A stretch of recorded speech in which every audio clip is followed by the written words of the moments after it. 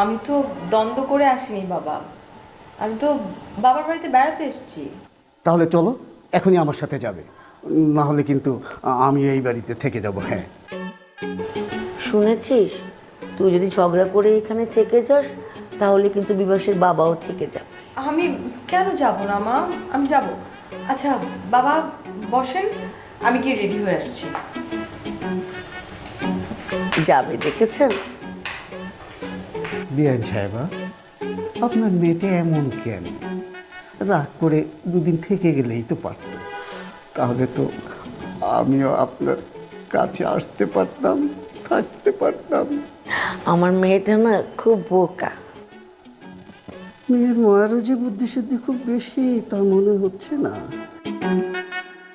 আচ্ছা বেন সাহেবা, চলেন না কার ফোনে যাই, সেলফি টেলফি তুলি।